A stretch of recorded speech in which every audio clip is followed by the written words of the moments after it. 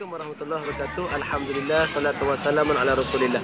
InsyaAllah pada kali ini saya akan membahas dengan sahabat-sahabat Facebook dan juga YouTube tentang hukum tepuk tangan meniru Islam. Baik, saudara-saudara sekalian, dalam Al-Quran Allah telah menerangkan suatu ayat dalam suratul Anfal, ayat yang ke-35. Allah menyatakan, A'udzubillahi minasyaitonir rajim, wa ma kana salatuhum 'indal baiti illa muka'an wa tasdiyah, fadhuqul 'adzaba bima kuntum takfurun. Allah sebut sembahyang mereka di sekitar Baitullah itu tidak lain hanyalah siulan dan tepukan semata-mata, tepukan tangan semata-mata. Maka rasakanlah azab disebabkan kekafiran itu.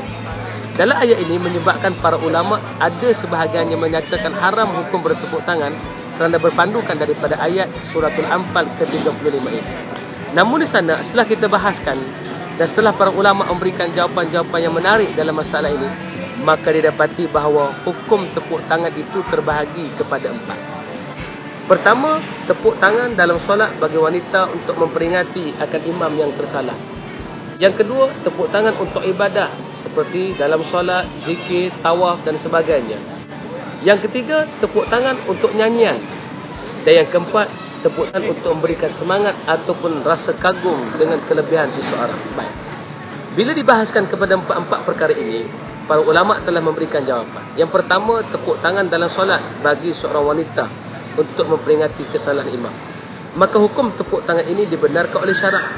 Bagaimana hadis yang diriwayatkan oleh Al-Bukhari menceritakan bahawa Nabi pernah berlaku dalam solat satu kisah.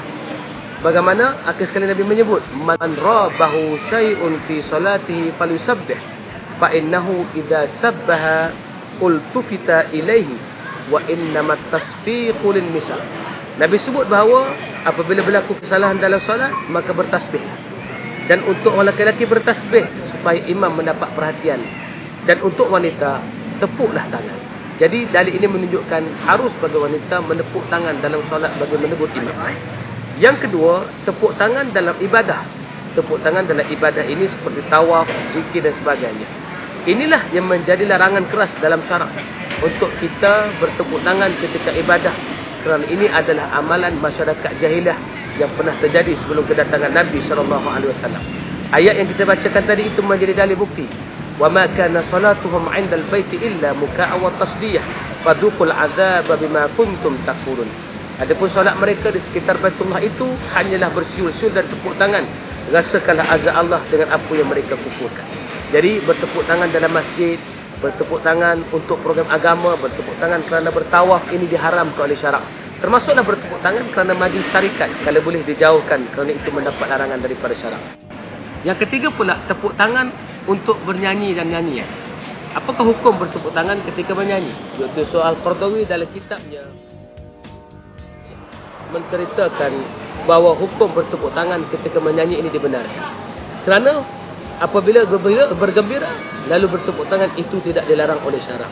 Dalam kitab Fathul Jawad, karya dan karangan Imam Ibnu Hajar Al-Haythami, katanya diharuskan tepuk tangan dengan kedua tangan sekalipun ditujuankan untuk bermain-main, sekalipun ia dianggap sebagai bentuk nyanyian, maka hukumnya boleh. Jadi yang ketiga, boleh bertepuk tangan kerana menyanyi, tidak salah pada. Kali yang keempat pula, tepuk tangan untuk memberikan semangat dan rasa kagum. Pandangan ulama apabila bertepuk tangan untuk memberikan semangat dan rasa kagum dibenarkan. Dalam kitab Al-Mawsu'ah Al-Fiqhiyah Al-Fuitiyah menceritakan hukum tepuk tangan dibenarkan apabila untuk menunjukkan rasa kagum dan semangat. Ini dibenarkan kerana tidak ada nas yang melarang perbuatan tersebut. Oleh itu saudara, daripada empat perkara yang kita bahaskan tadi, hukum bertepuk tangan yang pertamanya menegur imam dalam solat bagi seorang wanita diharuskan. Yang kedua, menepuk tangan kerana tujuan beribadah, tujuan untuk menari-nari tasawuf dan sebagainya, itu diharamkan oleh syarak. Yang ketiga, tepuk tangan kerana menunjukkan rasa gembira dan nyanyian, itu tidak mengapa, dibenarkan oleh syarak. Seumpama yang dilakukan oleh kumpulan zikir barat. Dan yang keempat, tepuk tangan kerana untuk memberi semangat, itu dibenarkan oleh syarak, tidak ada masalah. Oleh itu, bertepuk tangan bagi menendangkan lagu, bagi tujuan kegembiraan, dibenarkan oleh syarak. Yang dilarang hanya untuk ibadah, yang meniru golongan kafir saya dilarang. Wallahu ta'ala alam. Bertemu lagi dalam siri yang lain, ustazzul.com. Assalamualaikum warahmatullahi wabarakatuh.